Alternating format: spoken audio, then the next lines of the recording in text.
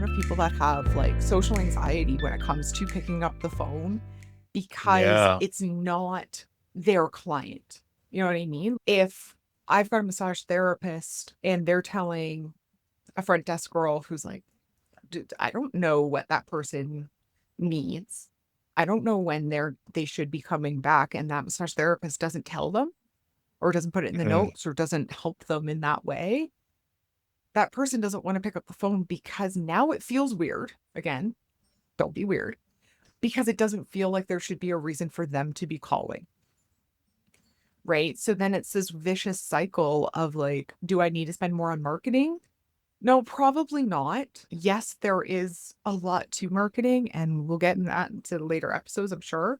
But fix the leaky bucket first. Like, take care of your people that are in makes a huge difference, because if you're not doing it now, you will be doing it later. And it's a lot harder the longer you are in business. A lot harder. Hey everyone, welcome to the show. I'm Chris Eder, your host with Rebookly.ai, and welcome to another episode. If you're a wellness clinic or spa owner who loves what you do but feels awkward or unsure when it comes to selling your services, you're definitely not alone. In today's episode, I'm joined by someone I trust deeply, Allisyn Howard from Ava Wellness. She's a coach and consultant who helps wellness professionals grow their business authentically without sleazy tactics, burnout, or pressure. We're talking about real strategies that drive consistent bookings, loyal clients, and powerful referrals, all while staying true to your values. Let's get into it. Allisyn, welcome. So pumped to have you here on the show. Thanks for joining us. Yeah, thanks for having me. Awesome. Well, today's a special day. You know, I've been saying it for months, maybe even years now. Every time we talk on a Zoom call, I'm like, we just got to hit that record button, because whatever we do, you are dropping so many amazing golden nuggets that I just want my clients and audience to hear. So I'm so happy we're finally able to do that today. Yeah, I think it might be yours, which is probably bad on us, but we just have too much fun talking about this stuff. So now we're We actually really do. recording it. Now everyone else gets to have fun along with us. So that's Exactly. just so awesome. So awesome. So episode 1, we are jumping into selling without the sleaze. My I love that name, favorite. by the way. So anyone watching, if you've ever felt weird or awkward about selling your services, anyone watching, this one's for you. So let's get into it. Okay, Allie. So first question that I am really looking forward to hearing about is your top 3 tips for selling without the sleaze. What's your number 1 top tip to kick things off with? I think I said this. Well, I know I said this right before we hit record, so I'm glad we are recording now. So the number one tip, honestly, is don't be weird. And what I mean by that is go make friends, make relationships, actually go and network with people that you feel good about, where you're already going. Because the old sales training will teach you to like go do outreach and door knock and cold call and do all of this stuff. And it feels really gross to do that. But Hmm. on the other end, if you go out and you are deciding, I'm going to go make friends with people in my community, people or places that I already go and I already talk to these people, it makes relationships. You end up starting to network, and it makes it a lot more fun. And going back to the don't be weird, I really do need a sign that says that. But when you are trying to put a mask on and force yourself to go do something, it feels really gross, and people don't want to buy from you. They don't trust you because subconsciously we know something is wrong. This, what I'm being presented versus what I can feel is real, isn't lining up. So it makes it really, really difficult. Yes, you can go do the outreach and do the cold calls and all of that. And there is some value in those things, but doing it differently, where it's like, hey, how can I make this a win-win and make it friendships and relationships?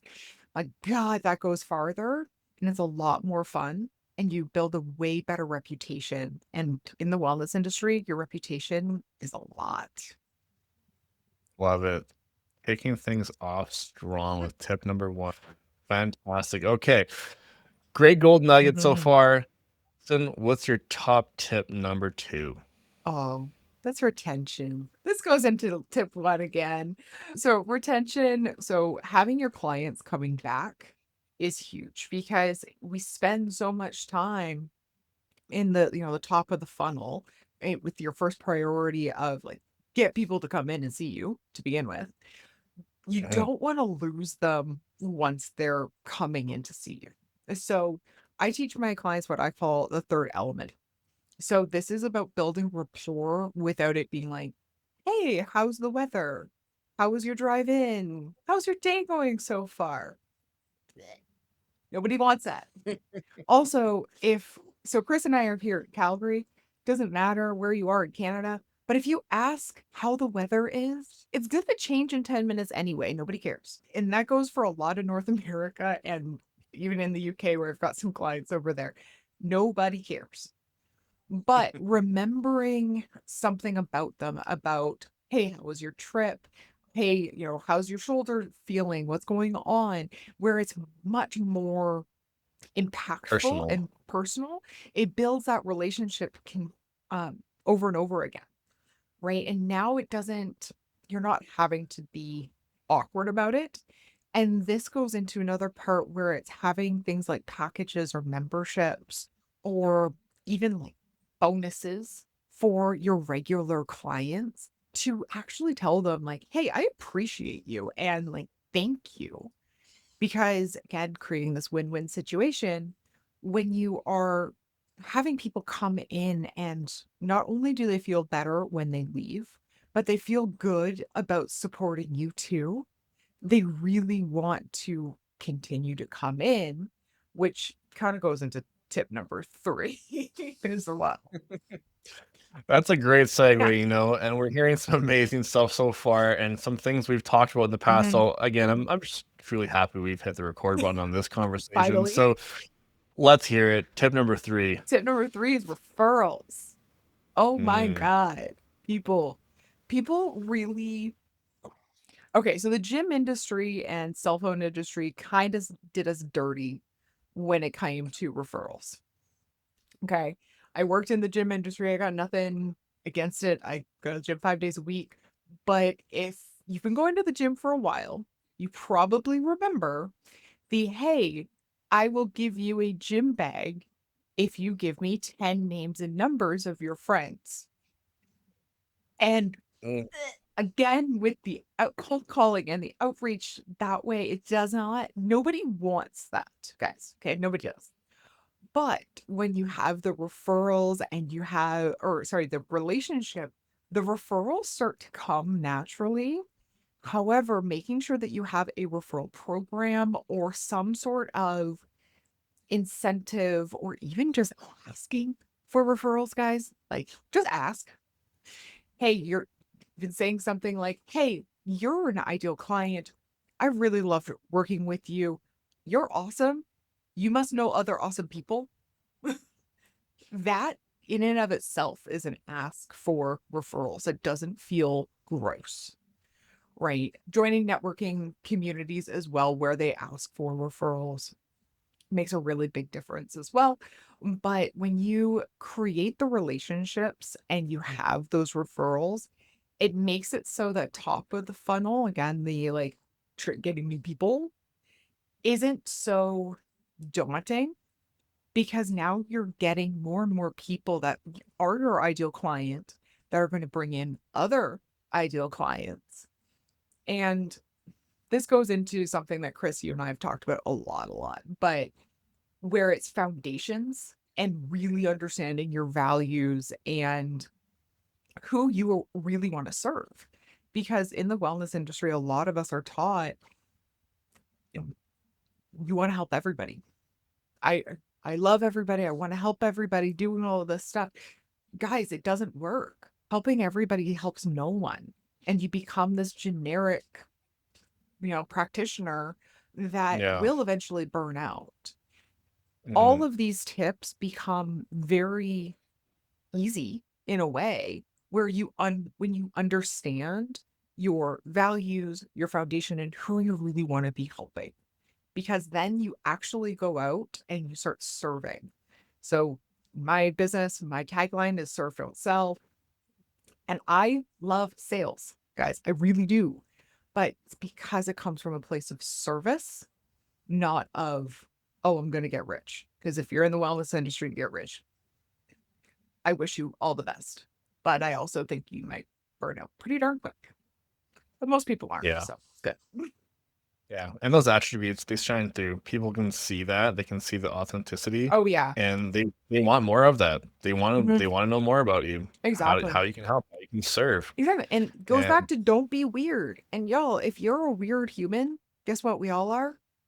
And you end up finding your weird people when you are authentic, and those are your ideal clients. And it's way more fun. Trust me, it's way, way more fun to actually go out and do those outreach things and do networking and making friends and actually wanting to build that rapport with people when you are yourself. that's fantastic. I can already sense some of our listeners are hitting the pause and rewind button and taking some notes on some of this, because they're just like knocking the sleaze off. Like, hey, I'm removing that sleaze from that Mhm. process, this sleaze from that system. Yup. If you This sound like a is robot, y'all, it's not going to work. if you sound like a robot, it's not going to work. You heard it here from Allison Howard. So I've got one last question Mm. about selling without the sleaze. So, Allison, what do you say to wellness owners who know they should be following up more with their clients, but just don't have the time or systems in place? Oh, this one's near and dear. If you don't have the time or systems in place now, you will not have a business in a few years. That And punch. that it sucks to hear it. And I know it really does. It's true. And exactly, it's totally true. And like, I've seen many, many of my clients and people in this industry. I've been in this industry for almost 2 decades, which is insane. And I've seen it where people have been accidentally successful because they're in a busy clinic, they're in a busy place, they're maybe they're a small town and they're the only one there. But if you don't have the systems in place to be able to follow up with your clients, to continue to rebook, or to make sure that they are coming in on a regular basis, you are always, always going to be in hustle culture. And you are always going to be looking out for, like, oh, I've got to spend more money on marketing. I've got to spend more money trying to get those people to come in the door. And it's not easy. And that it's so easy to burn out that way. I've seen it done. I've seen clinics and practitioners spend tens of thousands of dollars on marketing and advertising trying to get people to come in. And then when they do come in, they have no system there to have them come back, whether that is having their practitioners actually say, like, hey, I need to see you in X amount of weeks, and being real about that, not like a generic thing, Mhm. or having their front desk do that. But if you're a solopreneur, it feels awkward. And I get that. It feels awkward to be like, I need to see you in this many weeks. Okay, here's my schedule, blah, blah, blah. Where it can feel weird, especially when you're new. But man, if you get things like Rebookly.ai, where it's like, hey, here's a text message. You haven't been in this many weeks, or happy birthday, or anything like those automated texts, even having that part of the system really will help, because then you are not manually doing that at 2 o'clock in the morning. Again, seeing a lot of practitioners do that. Or they're following up on leads that have gone so cold because they're like, oh, that person hasn't been in 3 months or 6 months or years. And they think they need to hire somebody for their front desk to do it. Or if they do have a front desk, they're getting frustrated with their front desk because they're a bunch of millennials or Gen Z, and they don't want to pick up the phone or call people because they're afraid It's of just a job to people. them. Yeah. It's just a job, but also, oh my God, the amount of people that have like social anxiety when it comes to picking up the phone because Yeah. it's not their client. You know what I mean? Like, if I've got a massage therapist and they're telling a front desk girl who's like, I don't know what that person needs. I don't know when they should be coming back. And that massage therapist doesn't tell them or doesn't put it in the Mm, notes or doesn't help them in that way. That person doesn't want to pick up the phone because now it feels weird. Again, don't be weird, because it doesn't feel like there should be a reason for them to be calling. Right. So then it's this vicious cycle of like, do I need to spend more on marketing? No, probably not. Like, yes, there is a lot to marketing, and we'll get in that into later episodes, I'm sure. But fix the leaky bucket first. Like, take care of your people that are in makes a huge difference, because if you're not doing it now, you will be doing it later. And it's a lot harder the longer you are in business. It's a lot harder. That was a long well answer. said. But That was perfect answer. That was so well said. That was so good. Well, thank you, Allisyn. That's been amazing so far. Crushed episode 1. Stay tuned. We're going to be getting to episode 2 right away here. So if you're watching this and you want support selling your services without the pressure or weirdness, Allisyn's your go-to. Allie, where is the best place for people to find you and get in touch? So they can go to avawellness.ca, which I'm sure will be in show notes somewhere. And they can check out all my coaching and consulting there, but you can also book a 30-minute free consultation there to see, hey, can I help? Most likely can. But again, I'm very picky about who my ideal client is. As you should be. Awesome, Allie. Thanks so much for today. You're very welcome. Thanks again for tuning in to this episode with Rebookly.ai. If you're curious about automating rebookings, reducing front desk overwhelm, and generating more revenue for your clinic in one of the easiest ways, head over to Rebookly.ai and check out what we're building. We've got more great episodes coming your way, so be sure to subscribe and share this with someone who'd benefit. See you next time.